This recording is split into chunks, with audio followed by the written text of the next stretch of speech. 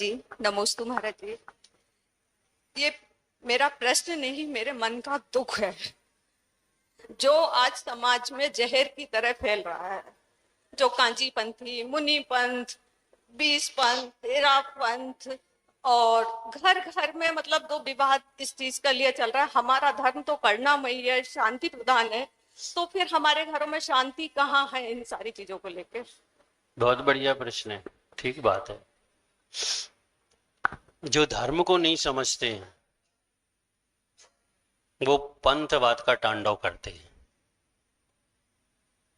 चचलानंदन भगवान महावीर स्वामी ने जिस धर्म का प्रतिपादन किया है उस धर्म में कोई भेद नहीं है।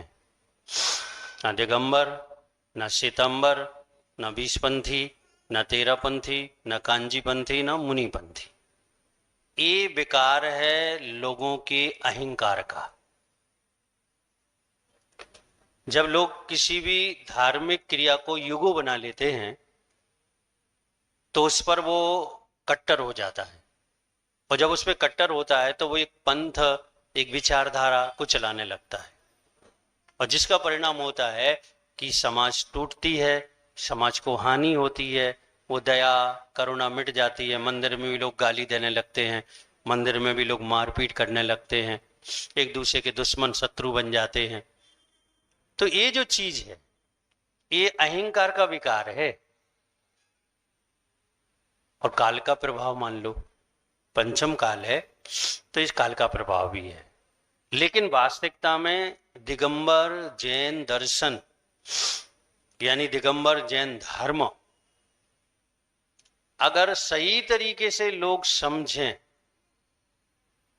तो मनुष्यों से क्या, पशुओं से क्या, अपने ही मन में किसी प्रकार का भेदभाव उत्पन्न नहीं हो सकता, क्योंकि ये धर्म भेदभाव को समाप्त करने वाला धर्म है।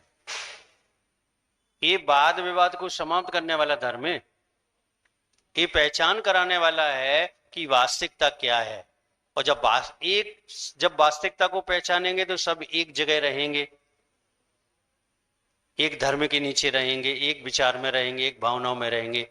अपन व्याख्या करें कि ये कैसे बना, ये कैसे बना, तो आप जब इसका अध्ययन करेंगे तो आपको सीधा सीधा अहंकार समझ में आ जाए। दिगंबर से श्वेतांबर क्यों बने आपको समझ में आ जाए, अहंकार था। कांजीपंथी कैसे बने स्पष्ट समझ में आ जाएगा कि अहंकार था। ये 20-30 पंथ का क्या है, 20-13 पंथ का झगड़ा क्यों है, सिर्फ अहंकार का कारण है। और अगर ये अहंकार विराम ले लेता है तो कोई झगड़े नहीं। ये 20-30 पंथ का क्या है, 20-13 पंथ का झगड़ा क्यों है, सिर्फ अहंकार का कारण है।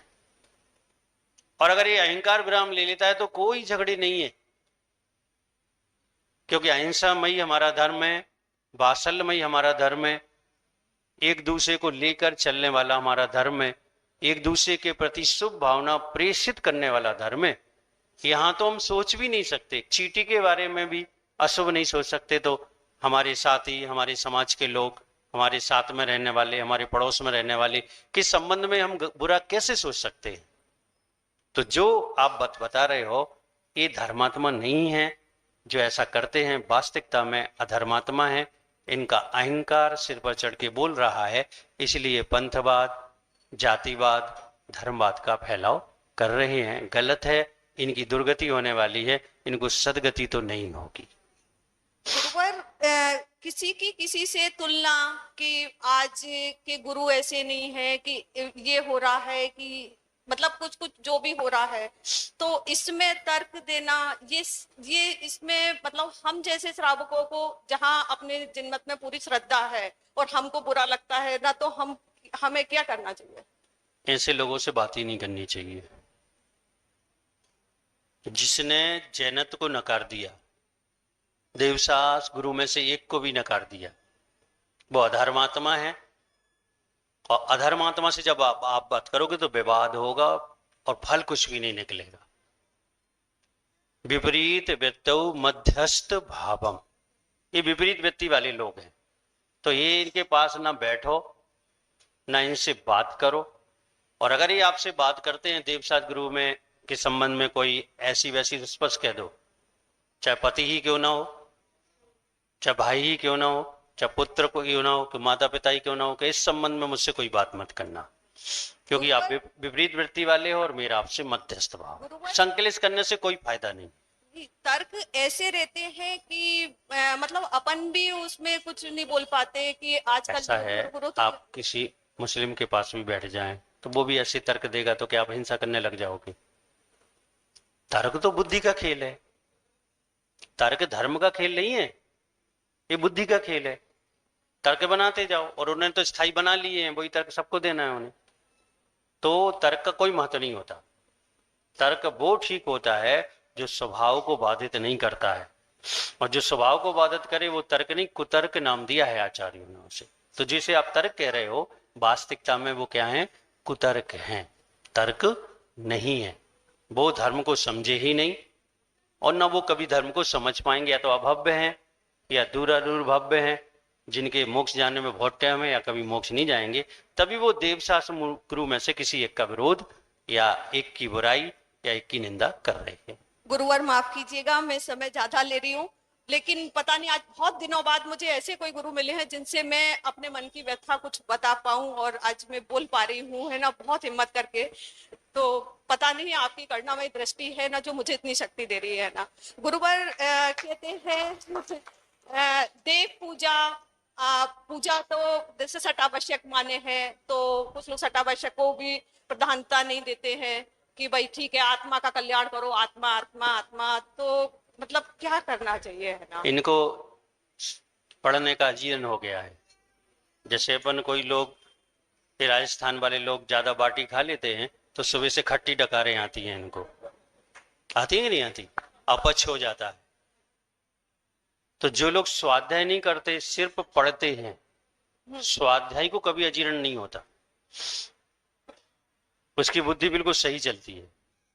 लेकिन जो सिर्फ पढ़ते हैं दूसरों को नीचे दिखाने के लिए, शास्त्रों को दूसरों को नीचे दिखाने के लिए पढ़ते हैं, ये उन लोगों के साथ ऐसा होता है कि उन्हें ज्ञान का अजीर्ण हो जाता है। और जब उन्हें अजीर्ण हो जाता है तो वो कुछ भी बोलते हैं, कुछ भी कहते हैं, वस्तु के स्वरूप को बदल देते हैं, नकार देते हैं देवशास्त्र गुरु को। क्या मालूम उन्हीं में से फिर लोग लिख लेंगे वो अरहंत परमेष्टि को भी नकार देंगे। अब ये मुनियों को नकार रहे हैं, फिर अरहंत परमेष्टि को नकार देंगे, फिर उनमें से लोग लिख लेंगे तो जिनवाणी को नकार देंगे। अभी तो पंचम काल के बहुत समय बाकी है, तो आप बिल्कुल चिंता नहीं करो। आप तो कट्टरता से, संपूर्ण दृढ़ता के साथ देव शास्त्र गुरु के भक्त बने रहो, और यही मार्ग है मोक्ष का, यही मार्ग है मोक्ष मंजिल का। क्योंकि देव शास्त्र गुरु में से एक को भी वो छोड़ोगे आप, क्योंकि आचार्य ने इस पर लिखा है कि पंचम काल के अंत तक देव शास्त्र गुरु तीनों की उपलब्धि रहेगी, और उनमें से एक को भी आप नकारते हो तो इसका मतलब है आप सीधा सीधा तीर्थंकर वाणी का विरोध कर रहे हो।